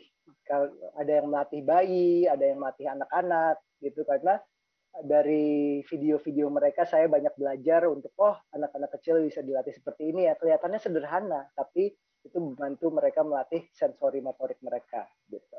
Lalu yang terakhir ini kalau mau follow bisa follow Adaptive Motion, ada juga workshopnya jika ingin melihat bisa lihat di Instagramnya. Begitu. Oke. Terima kasih waktunya. Kalau ada pertanyaan nanti bisa kita diskusi lebih lanjut. Iya, terima kasih Kak Dibya, materinya luar biasa. Nah, ayah bunda di rumah, ingat ya, olahraga bukan hanya untuk kesehatan raga saja, tetapi juga melatih otak dan membantu anak-anak kita untuk mengendalikan emosi. Semua harus dilakukan dengan penuh kesabaran dan jangan lupa bawa rasa senang dalam setiap aktivitas. Nah, setelah materi Kak Dibya, yuk kita undang juga Bunda Ratna kembali karena kita akan ke sesi tanya jawab. Bunda Ratna, Kak Dibya, halo lagi. Ya, ini ada pertanyaan untuk Bunda Ratna nih. Kita langsung saja ya untuk menghemat waktu ya. Dari Anggraini S yang berlokasi di Bogor. Nah, Bunda Ratna, pertanyaannya, apakah metode Montessori dapat diterapkan juga untuk melatih sensorik dan motorik anak berkebutuhan khusus? Dan sejak umur berapa tepatnya? Mungkin saya lanjutkan dulu ya Bunda Ratna, punten. Ya, sejak umur berapakah tepatnya diberikan stimulasi yang mendukung kesehatan fisik anak berkebutuhan khusus ini? Dan apakah kegiatan ini bisa hanya orang tua saja? Apakah harus didampingi terapis? Ya, silahkan Bunda Ratna. Oke, itu jawabannya saya pernah baca sih yang bukunya tentang sensori ya. Ada beberapa yang memang bisa diterapkan, tapi ada beberapa yang mungkin memang harus dibantu sih gitu loh. Jadi kayak misalnya kayak mindahin air dari satu botol ke botol lain gitu ya, itu bisa gitu. Terus kayak untuk anak autis bisa sih pakai metode Montessori, misalnya kayak untuk dia punya barang harus teratur, rapi. Nah, itu memang salah satunya juga. Itu bisa membantu sih. Jadi, tapi memang harus dilihat karena setiap anak berbeda ya, Bu. Dan ABK itu kan luas. Jadi mesti dilihat gitu loh. Jadi maksudnya nggak bisa general kita terapkan semua sih. Jadi harus dipilah-pilah seperti itu. Terus kalau untuk stimulasinya sendiri sebenarnya dari bayi begitu lahir sebenarnya kita udah bisa lakukan gitu. Sebagai orang tua ya. Sebagai orang tua kita udah bisa lakukan misalnya contoh dengan bermain cilukba gitu kan, yang artinya anak tuh sebenarnya diajarin untuk belajar menatap mata kita gitu kan. Kayak misalnya anak yang kayak saya sendiri pernah ngalamin anak saya yang speech delay itu waktu ngomong tuh belum tentu menatap mata saya gitu loh. Jadi ya sebenarnya kayak gitu-gitu itu bisa dilakukan sama kita sejak mereka masih kecil gitu kan. Terus kayak juga misalnya anak belum bisa tengkurap, udah mulai diajarin misalnya tummy time gitu kan. Di situ anak belajar, oh ya begini tummy time. Jadi dia kan melatih kekuatan lehernya dia, otot leher, otot punggung seperti itu. Jadi hal-hal seperti itu sebenarnya udah mulai bisa dilakukan sama orang tua sejak mereka masih bayi gitu.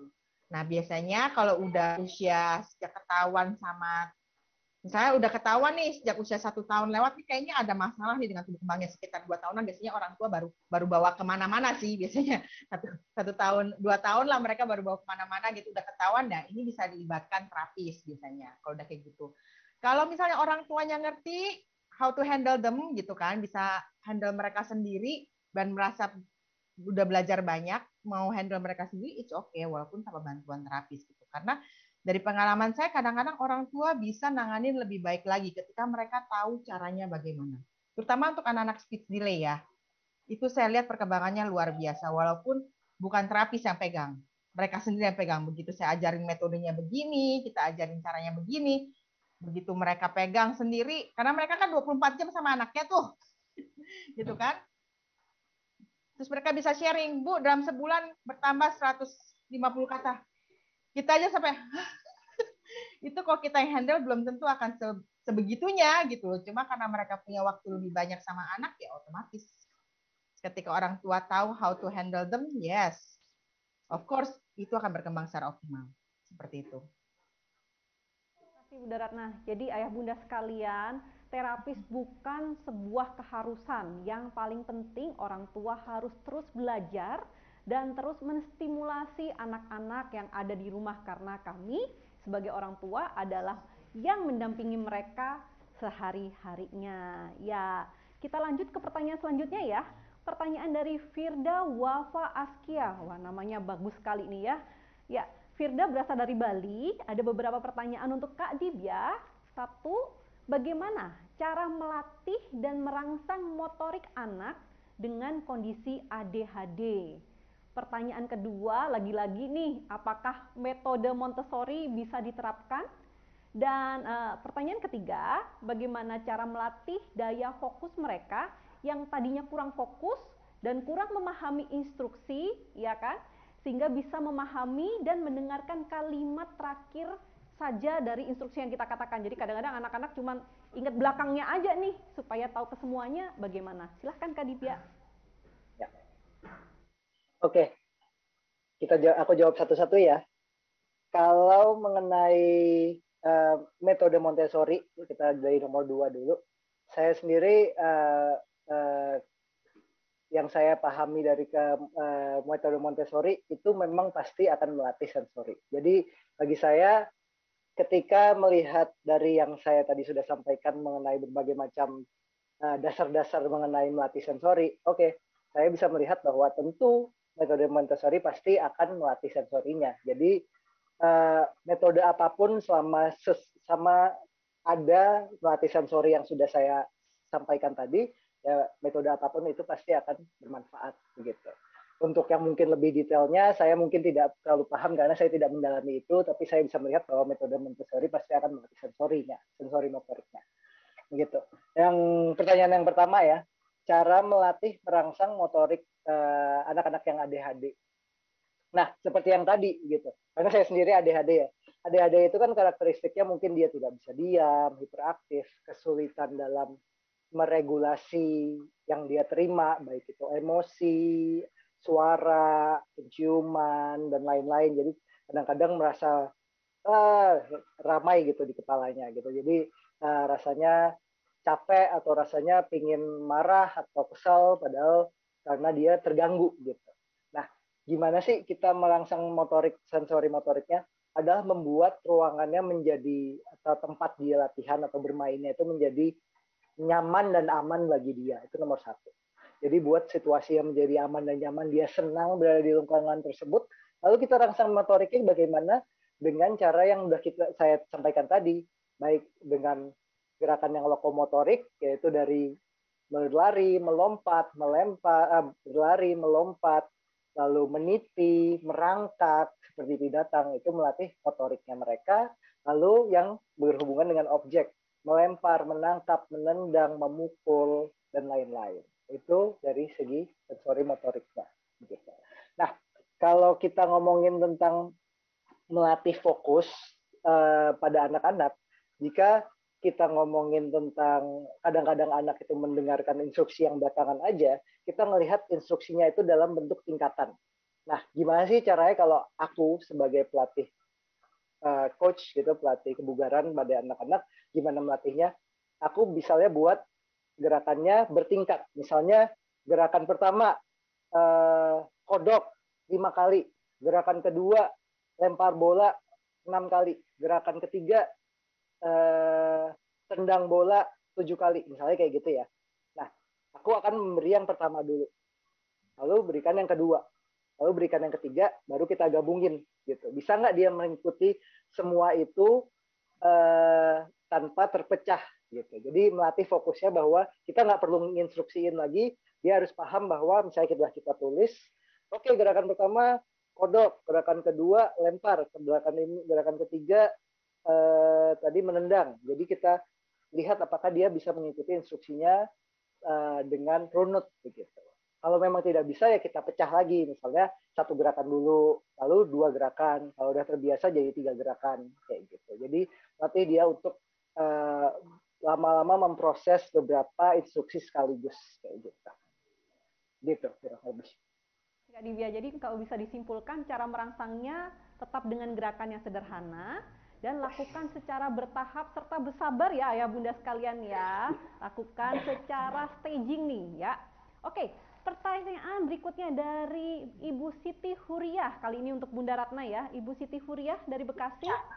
Pertanyaan pertama, bagaimana tips terapi wicara yang menyenangkan dan menyehatkan untuk anak autis yang mengalami speech delay? Pertanyaan selanjutnya, bagaimana cara orang tua memilih sekolah yang tepat bagi anak autis yang mengalami speech delay? Ya, Bunda Ratna, silahkan. Oke, kalau buat anak autis yang speech delay, paling enak itu sambil diajak bermain sih. Semua anak sebenarnya, nggak cuma autis. Itu kalau sambil bermain, belajar yang speech delay ya, itu pasti mereka senang dan cepet tangkapnya. Dari pengalaman ya. Kalau ditanya kenapa Bu? Karena gini, otak itu kalau dalam keadaan rileks, dia akan belajar dengan lebih baik. Dia bisa belajar banyak, bisa menangkap banyak hal. Tapi begitu otak dalam keadaan stres, takut, marah, emosi gitu kan, kecenderungannya adalah defense, menolak. Apapun yang diajarin pasti nggak akan masuk gitu. Jadi ya, kalau ditanya ya saya akan bilang sambil bermain dalam kegiatan sehari-hari anak dilibatkan gitu kan, terus dikasih tahu berulang-ulang gitu kan, misalnya nama bendanya gitu kan, mau minum misalnya minum minum minum gitu kan, jadi dikasih tahunya nggak cuma sekali, berulang-ulang, dan jangan dipaksa juga bahwa anak harus bisa mengucapkan saat itu juga, kasihan anaknya stres nanti gitu. Jadi kita harus relax gitu loh, kita harus relax dan kita harus ulang-ulang terus gitu loh. Jadi suatu hari nanti itu anak akan paham, anak akan ngerti, anak bisa ucapkan seperti itu. Karena memang, tapi memang untuk anak autis akan butuh waktu lebih lama sih biasanya dibandingkan dengan anak-anak normal yang speech delay aja gitu loh. Jadi dari pengalaman kami itu gitu loh. Biasanya anak-anak autis dengan speech delay mereka bisa diajarkan juga sih untuk berbicara sambil bermain gitu. Dan sensory integrasi juga bisa sangat membantu. Untuk pemilihan sekolah, ya. Untuk sekolah seperti apa? Ini harus dilihat ya Bu, Pak, gitu. Kondisi anaknya yang autis gitu loh. Jadi apakah kondisi autisnya itu dia masih bisa nih duduk tenang seperti itu. Tapi kalau misalnya anaknya nggak bisa duduk tenang dalam kelas, lebih banyak lari-lari, lebih banyak kadang nyubit temen gitu kan, ngumpet di kolong, yang intinya nggak bisa ikut pelajaran dengan baik, konsentrasinya masih rendah seperti itu gitu kan. Kami sarankan sih kalau saya cari sekolah yang mengizinkan adanya shadow teacher. Kalau dari saya ya.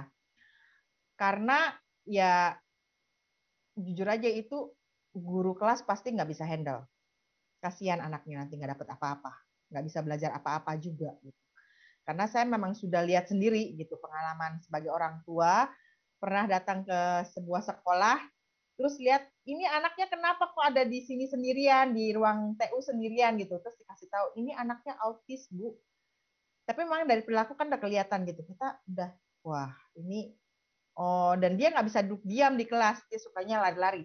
Terus orang tuanya nggak menyediakan shadow teacher ya, akhirnya itu yang dilakukan sama anaknya. Anaknya saat semua orang belajar di kelas, dia keluar jalan-jalan dan guru nggak bisa handle karena guru kan terbatas gitu. Satu kelas paling berapa orang guru sih? Kalau TK paling 2 gitu kan. Dan mereka harus perhatikan anak kecil kan nggak kalau ruang klasikal gitu kan nggak cuma 2 anak gitu, bisa 10, bisa 15, bisa 20 gitu kan. Jadi pasti mereka kan lebih memperhatikan anak-anak yang lain ketimbang anak autis yang sendiri ini gitu loh. Jadi kalau bisa cari sekolah yang memang bisa bisa ngizinin ada shadow teacher. Jadi mungkin memang harus dilibatkan ada shadow teacher kalau memang anaknya seperti itu, supaya anak paling nggak bisa belajar duduk dengan tenang di kelas gitu kan. Bisa ini yang saya alami ya gitu, ketika saya jadi shadow teacher gitu, kadang-kadang pertama kali yang harus saya lakukan sini duduk gitu kan, ngajarin dia duduk tenang dulu di kelas gitu supaya dia nggak lari-lari. Kadang-kadang juga ngajarin mau nyubit teman nggak boleh gitu. Kadang dia mau gigit gurunya juga, kita kadang-kadang juga perlu ajarin tuh nggak boleh gigit guru gitu. Jadi jujur aja, sebagai pengalaman saya sebagai study teacher, ya saya pernah lihat hal itu sih. Jadi dilihat dulu perkembangan anak autisnya kayak apa. Ada juga memang anak autis yang mereka bisa lebih tenang gitu. Jadi itu tanpa study teacher sih it's okay gitu, karena tidak mengganggu kan, dia bisa dengan tenang, dia bisa ngikuti pelajaran gitu. Walaupun mungkin ya otaknya kalau diajak ngomong gitu kan, kadang-kadang lari ke sana lari ke sini perhatiannya, tapi masih bisa tenang lah, intinya ya itu masih oke lah.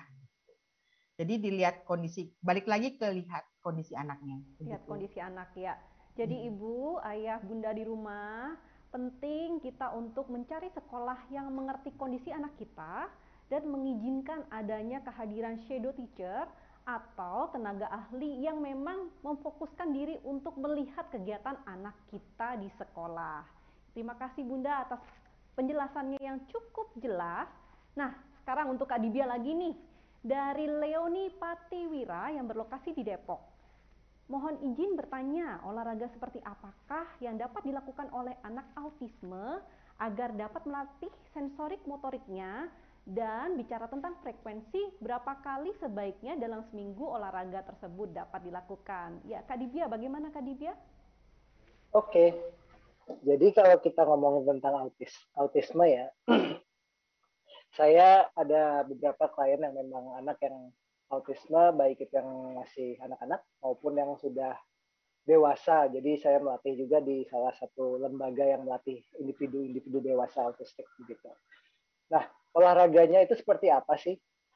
Yang pertama, kalau memang masih anak-anak, nomor satu adalah menyenangkan, seperti kata Bu Ratna tadi. Jadi nomor satu adalah menyenangkan. Olahraganya itu seperti apa? Ya tadi yang sudah saya sampaikan di presentasi. Gerakan-gerakan dasar, berlari, meniti, dan kalau misalnya kita nggak ada inginnya melatihnya lebih ke kekuatan, yaitu merangkak. Merangkak itu udah melatih seluruh tubuh dia, dari tangannya dia sampai kakinya dia. Jadi gerakan seperti merangkak seperti beruang tadi, dengan pantat di atas spiking tadi, lalu gerakan seperti kodok atau monyet, jadi maju ke depan, tangan di lantai, lompat ke depan, tangan di lantai, lompat ke depan, atau tangan di lantai, lompat ke samping, itu kodok dan monyet itu akan melatih tangannya, kakinya, begitu. Jadi akan membuat dia sehat, begitu, dan juga melatih koordinasi motorik dia.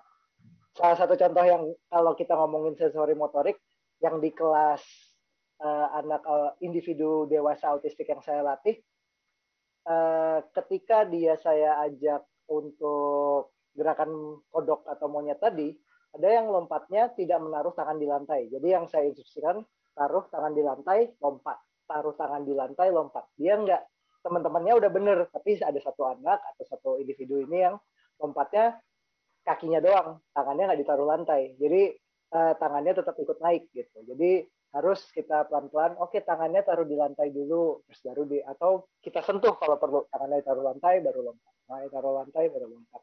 Itu akan melatih olahraga dan kekuatannya dia. Lalu dengan objek juga penting. Jadi kalau di fitness nih ada gerakan-gerakan dasar, yaitu mendorong, menarik, jadi melempar, menangkap, itu adalah gerakan-gerakan dasar dalam fitness.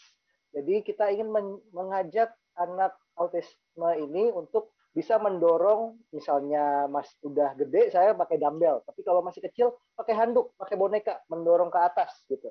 Biasanya yang kesulitan adalah dia tidak paham bedanya antara mendorong tangannya lurus sama tangannya menekuk. Jadi dia hanya mendorong tangannya segini gitu.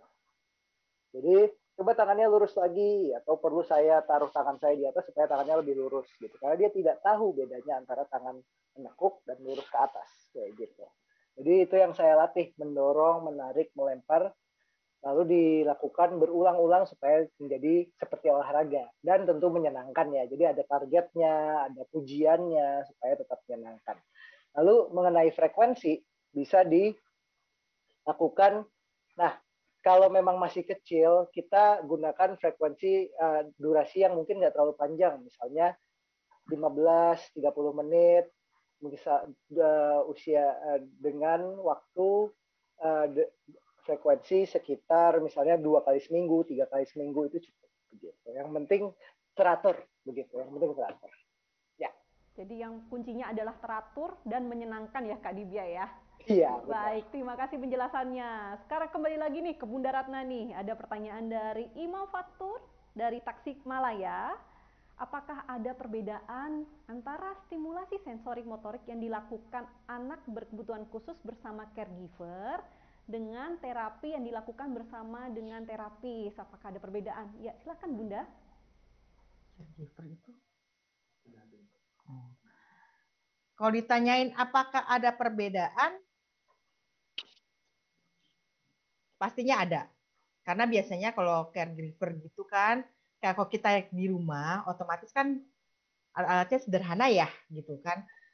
Belum tentu akan selengkap kayak di ruangan terapis gitu. Kalau misalnya kayak sensori integrasi kan, di ruangan terapis tentu akan lebih lengkap gitu loh dibandingkan dengan kita yang di rumah. Kalau kita di rumah pasti sederhana alat-alatnya. Jadi kalau memang orang tua menghendaki terapis yang lengkap gitu kan, maksudnya pengen kasih yang lengkap lah intinya ya ke terapis gitu kan.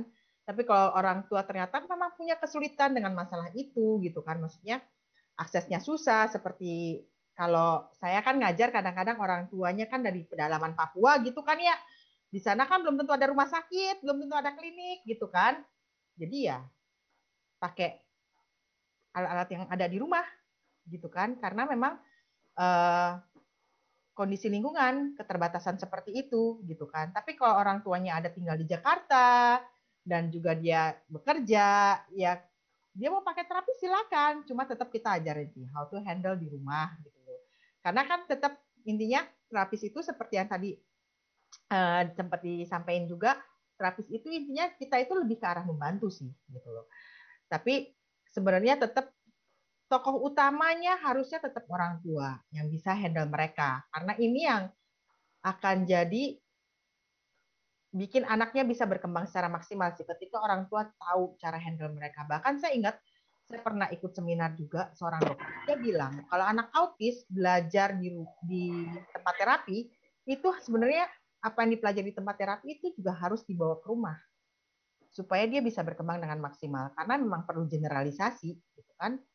Dan itu juga yang kami lakukan sebenarnya ketika kami terapi ke rumah gitu kan. Saya juga pernah lakukan terapi ke rumah gitu kan, home visit bentuknya gitu. Ya kita ajarin orang tuanya sebenarnya di rumah juga apa yang harus dilakukan sama anaknya seperti itu, supaya orang tua bisa pegang anaknya dan anaknya bisa berkembang secara luar biasa nantinya, secara maksimal sih seperti itu. Jadi oleh terapis atau tidak oleh terapis, orang tua tetap harus berpartisipasi aktif ya Bunda ya. Nah ya. Selanjutnya Kak Dibia lagi nih ya, dari Desi Akifa yang berlokasi di Tangerang. Olahraga apa yang bisa dilakukan untuk anak Down syndrome yang bertujuan untuk membangkitkan kepercayaan diri mereka untuk melakukan berbagai aktivitas? Menarik sekali ini pertanyaannya ya. Kak Dibia silahkan. Nah, kata kunci pertanyaan tadi ada dua ya, Down syndrome sama percaya diri gitu. Memang nomor satu dalam melatih anak-anak ataupun individu berkebutuhan khusus adalah membantu dia menjadi lebih percaya diri. Nah, jadi biasanya yang saya latih adalah melihat apakah dia bisa bergerak dengan yakin dan pede gitu. Gerakannya ya seperti yang tadi sudah saya sampaikan di presentasi. Misalnya naik turun tangga, terus melompat melewati rintangan yang kecil, atau melangkahi rintangan yang kecil, meniti, itu semua itu akan melatih sensori motorik dia. Juga terlihat, oh kalau misalnya dia mungkin Down syndrome, dia mungkin tidak pede dalam melakukan gerakannya, kita harus bimbing mereka supaya lebih pede dalam melakukannya. Gitu. Jadi yang saya lakukan adalah melihat nomor satu, apakah dia bisa melakukan gerakannya dan apakah dia pede melakukan gerakannya. Jika tidak pede, artinya kita harus lebih banyak encouraging, mendukung, memuji. Oh, bagus. Tadi cuma bisa 3 langkah, sekarang udah bisa 5 langkah. Kita puji. Jadi makin pede kayak gitu.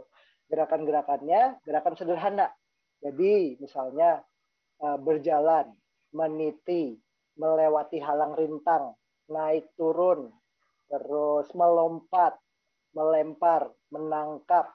Jika kesulitan dan tidak pede, kita bangun kepercayaan diri dia dengan memuji kesuksesan dia jika berhasil. Sehingga lama-lama dia yakin dengan kemampuannya dan dia terbangun kemampuan sensorimotoriknya dan percaya dirinya dia terhadap gerakan yang dia latih. Itu yang kita bangun. Gitu. Iya. Oke, kepercayaan diri bisa timbul dengan pujian dari orang tua. Jangan lupa ya, hargai setiap milestone yang berhasil diciptakan si kecil sehingga mereka semakin pede kalau mereka bergaul dengan teman sesamanya. Nah, ayah bunda yang ada di rumah, mohon maaf karena keterbatasan waktu, kami hanya bisa memilih 6 pertanyaan untuk kelas hari ini. Semoga ayah bunda puas dengan materi maupun jawaban dari Bunda Ratna maupun Kak Dibya. Terima kasih banyak waktunya kepada Bunda Ratna dan Kak Dibya untuk disempatkan bertemu dengan ayah bunda di rumah dalam acara pada sore hari ini. Sebelum kita menutup webinar pentingnya kesehatan fisik bagi si kecil berkebutuhan khusus melalui sensorik motorik, saya ingin mengumumkan 6 penanya terbaik yang tadi sudah dijawab oleh para narasumber. Ya, silahkan capture poster di layar ini untuk para pemenang, ya, dan kirimkan ke WhatsApp yang nomornya adalah 0812 9455 5754. Format pesannya adalah nama lengkap / alamat lengkap / nomor HP. Kepada 6 nama silahkan ya di capture poster ini. Kami tunggu kelengkapan data via WhatsApp hingga hari ini ya ayah bunda, hanya hingga pukul 19.00. Jadi buruan. Nah, nanti hadiah akan dikirimkan oleh panitia maksimal 30 hari kerja. Ayah bunda jangan lupa berbagi pengalaman mengikuti kelas Futsal 1000 hari pertama kehidupan tumbuh istimewa seri sore hari ini. Yuk kita bagi ilmu apa saja sih yang didapat, materi apa yang diberikan oleh narasumber, atau kalau misalnya ayah bunda memiliki saran maupun feedback untuk kelas selanjutnya, silakan posting ke Instagram story ayah dan bunda, dan jangan lupa mention @sweetsal_id dan @obrolanparenting. Tim kami nantinya akan memilih 3 sharing pengalaman terbaik yang mengikuti kelas ini di Instagram story. Testimonial competition ini dibuka hanya hingga besok hari Minggu 13 Maret 2022 pukul 18.00. Ayah dan bunda, sudah tidak terasa kita sudah sampai di akhir acara pentingnya kesehatan fisik bagi si kecil berkebutuhan khusus melalui sensorik motorik. Sweetsal dan obrolan parenting mengucapkan terima kasih yang sebesar-besarnya kepada ayah bunda di rumah yang dari tadi antusias sekali mengikuti rangkaian kelas dari awal hingga akhir melalui Zoom. Semoga seluruh materi yang kami berikan sore hari ini dapat memberikan manfaat untuk si kecil di rumah, baik dari sisi kesehatan maupun tumbuh kembang. Sesuai dengan pemaparan materi dari para narasumber, dapat kita simpulkan bahwa orang tua harus rutin mendampingi aktivitas anak di rumah. Ya, kalau perlu kita bisa konsultasi dengan tim tenaga medis terdekat yang memiliki kompetensi dalam menangani kasus anak berkebutuhan khusus, karena penanganan secara menyeluruh baik oleh psikolog maupun dokter spesialis lainnya itu sangat membantu. Konsultasi ini sebaiknya terjadwal secara rapi dan direncanakan secara matang sehingga orang tua tidak memiliki kebingungan dalam kendala waktu maupun biaya. Nah, jangan lupa tetap tindak lanjuti apa yang disarankan oleh tim tenaga medis. Apa yang dilakukan oleh terapi harus diulang secara berkala di rumah. Lakukan stimulasi dan intervensi ini sesuai dengan petunjuk dokter anak dan timnya dan sesuaikan dengan kebutuhan anak masing-masing. Sweetsal dan obrolan parenting mengucapkan terima kasih. kepada Mother and Beyond Indonesia, Komunitas Keluarga Bonsai, Indonesia Care for Rare Disease, Sharing Keluarga, Wahana Keluarga Cerebral Palsy, Rumah Cerebral Palsy, Joy Children Center, Yayasan Peduli Kasih ABK, Jabodetabek Microtia Community, dan Mentari Anakku yang sudah bersedia menjadi pendukung acara Zubinar sore hari ini. Nantikan kelas selanjutnya Switsal 1000 Hari Pertama Kehidupan Tumbuh Istimewa Series pada hari Sabtu tanggal 26 Maret 2022. Nah, cek informasi kelas di Instagram @switsal_id, @obrolanparenting, dan @motherbeyond_id ya ayah bunda. Jangan lupa follow dan pantengin terus. Akhir kata, saya Dr. Devina pamit undur diri. Sehat-sehat semuanya, stay safe and healthy. Bye-bye, sampai ketemu lagi ayah bunda.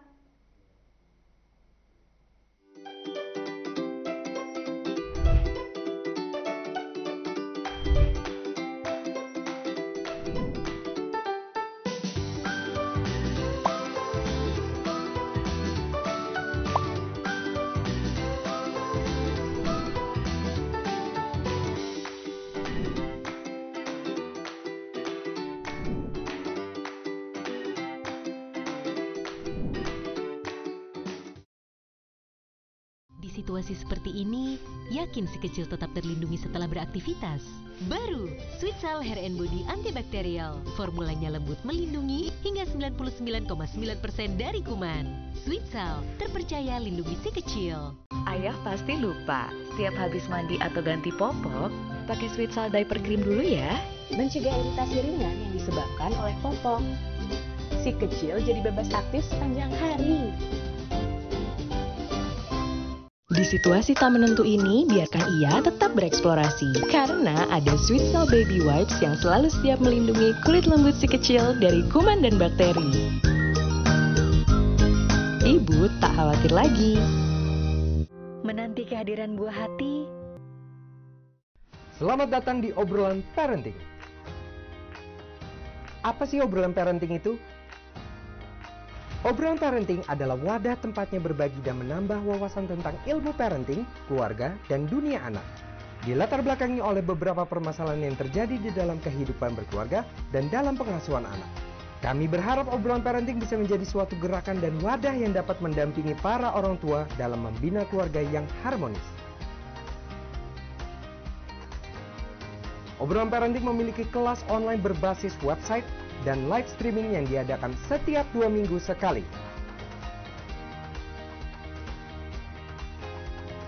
Obrolan Parenting memiliki beberapa kelas online berbentuk video dari para pembicara yang berpengalaman di bidangnya dan akan berbagi ilmu untuk mendampingi parents belajar, seperti pola berkomunikasi dengan keluarga, basic family finance, membangun keluarga sesuai sunnah, dan peran PAUD untuk tumbuh kembang anak.